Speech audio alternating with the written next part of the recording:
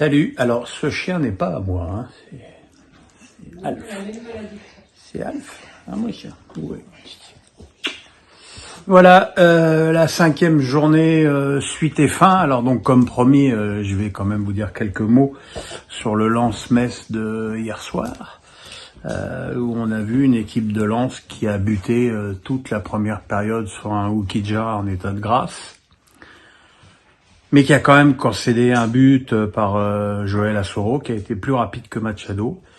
Et puis par contre la deuxième mi-temps a été catastrophique pour les nordistes. Et voilà quoi, il n'y a pas eu de... C'est quand même la 4e défaite en 5 matchs pour Lens. C'est...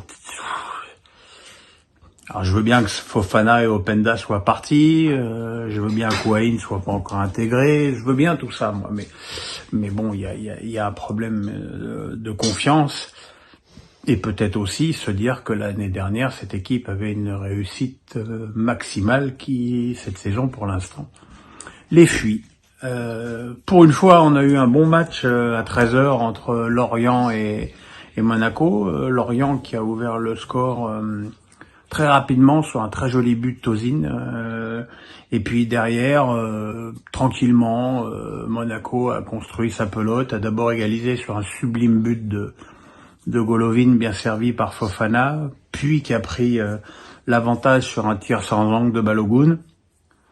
Et très franchement, on sentait vraiment les Monégasques dans un confort. C'est-à-dire qu'on s'explique mal pourquoi dans les 5 dernières minutes des arrêts de jeu, ils ont totalement arrêté de jouer et à se mettre à jouer la montre.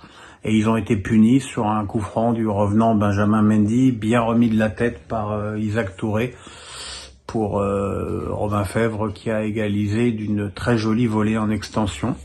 Voilà, c'est 2 points perdus un peu bêtement pour Monaco.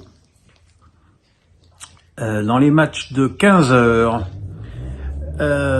qu'est-ce qu'on a eu ? On a eu la victoire de Brest qui a très bien très bien profité de la deuxième période catastrophique des Rémois, qui avait plutôt fait un bon début de match, qui avait ouvert le score, mais voilà, et Brest que beaucoup envoyaient direct en Ligue 2 se retrouve deuxième de ce championnat avec un recrutement intelligent.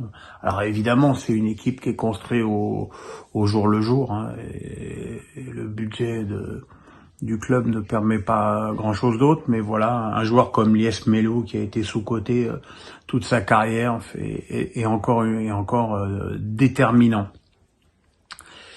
Clermont continue sa descente aux enfers. Cette fois, ils ont perdu contre Nantes sur un très joli but du revenant Moses Simon, qui avait été fantomatique la saison dernière et qui fait un bon début de championnat. Un très joli lob. Et puis voilà, mais y a rien qui va là. Autant on avait trouvé la réaction de Clermont à Toulouse intéressante, autant là vraiment c'était un naufrage et la situation des Auvergnats est déjà inquiétante.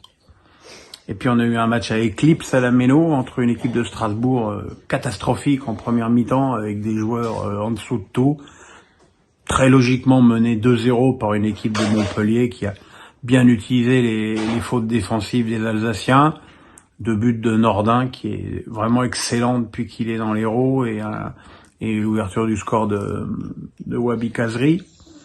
Et puis Patrick Vieira a fait les changements qu'il fallait en seconde période. Il a fait rentrer Senaya qui est pour moi un potentiel formidable au poste d'arrière droit. Il a fait rentrer Bakwa. Et voilà, et cette équipe est avec beaucoup de caractère est revenue au score.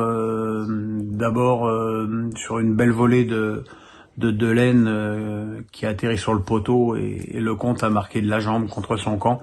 Puis Motiba, bien servi encore une fois par Delaine. Il y a eu encore une tête des mégas sur la barre, un but refusé pour Montpellier, 10 cartons jaunes, enfin bref, un match plutôt rock'n'roll.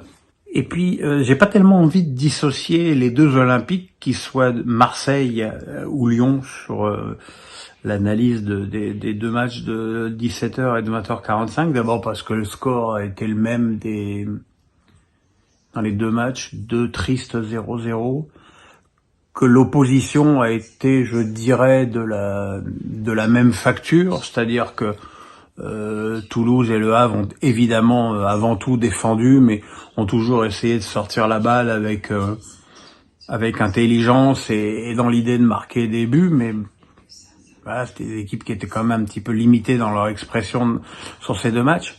Mais le match de Marseille et le match de Lyon, c'est informe, c'est lamentable.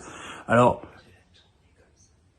c'est peut-être plus compréhensible pour Lyon, qui n'avait qu'un point, qui est à l'évidence manque de confiance, qui doit en plus changer d'entraîneur. Fabio Grosso va prendre l'équipe dès demain, mais il y a quand même pas eu grand-chose. Bien sûr qu'il y a eu de la pression, mais enfin, c'était quand même pas fameux. Et que dire de ce match de Marseille, si ce n'est que il faut être buté comme Marcelinho pour voir que ce 4-4-2 n'est absolument pas adapté à cet effectif, que, encore une fois, Rongier et Vertou, mais surtout Rongier, n'ont pas cette capacité technique à être dans un double pivot dans un 4-4-2, que Correa fleure bon l'escroquerie, que le jeune Mouguet n'est pas au niveau, et que Aubameyang fait peu d'efforts et Vitinha s'est battu tout seul. Mais il y a un truc que je comprends pas dans cette équipe. Il a quoi Unai? Il a le score but. Qu'est-ce qui se passe? C'est absolument hallucinant de voir que ce joueur n'a pas été utilisé une minute par Marcelinho sur les 4 derniers matchs de l'OM. Alors après, évidemment, les supporters on leur a demandé de mouiller le maillot, ce qui devait quand même pas être bien compliqué avec la chaleur qu'il faisait. Mais c'est pas... alors que là, le calendrier qui attend Marseille, c'est quand même Ajax, Paris, Monaco et Brighton.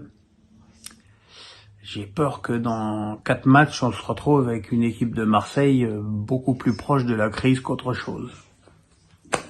Voilà, on se retrouve demain matin pour face à Pierrot, et dès mardi pour le début des coupes européennes. Voilà, bonne nuit, je vous embrasse, un petit pouce, on s'abonne, bye bye.